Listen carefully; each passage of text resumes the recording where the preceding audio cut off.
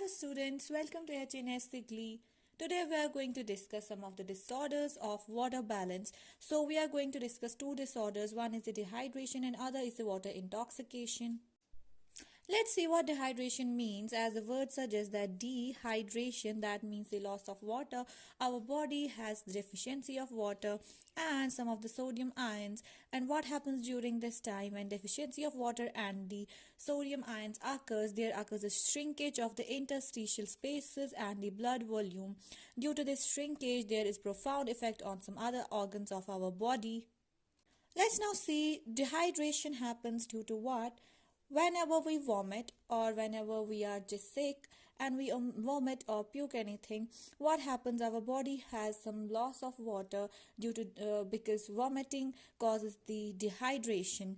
And second is the increased sweating. As we know, during fever there is increased sweating. It also causes decrease in the water. Let's see some other reasons for the dehydration. It's the less intake of the water and diarrhea. These cause the dehydration in our body.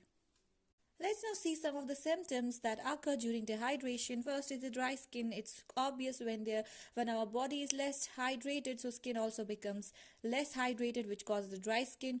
Dryness in the mucous membrane of our mouth is another symptom. See some other symptoms which includes the loss of the body weight. And we will now see the fever. It's another symptom. What happens during fever? Our body wants to just come back to its normal body temperature. So what happens? We just start sweating. And what is sweat? It's actually the water that comes out from our skin pores, and hence it can lead to the dehydration. As the waste accumulates, mental disturbances can occur and they can lead to confusion and even coma. Please note down these two important points. See, infants and the young children are less efficient in case of the water reabsorption, whereas elderly person have decreased sensitivity to the thirst. Let's now see the second disorder, that's the water intoxication, and it's a condition in which the ECF, that's the extracellular fluid, becomes the hypotonic. Let's first discuss what's the hypotonic solution.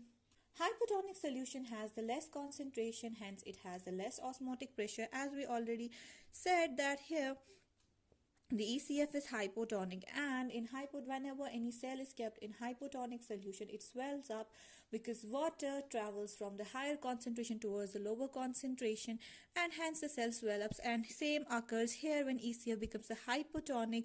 It's caused due to the drinking of the more water than the kidneys can keep up with. So what happens when there will be more and more water available? And it will, in the ECF, it will enter inside the cells. So what we say is that when the ECF becomes hypotonic, cells will swell up due to osmosis and there will be decreased sodium concentration. Let's see some of the symptoms of the water intoxication. First is the muscle cramps, then is the convulsions, then is the coma. This occurs due to the swelling of the brain tissues. And how is this cured? What's the treatment for this? It's the less intake of the water, and we should take hypertonic salt solutions. This hypertonic salt solution, what it will do, it will increase the concentration, hence the little bit increase will be seen in the osmotic pressure, due to which the swollen cells will come up to their normal position. Hence this is the best treatment for the water intoxication. Thank you for watching our videos. Stay tuned.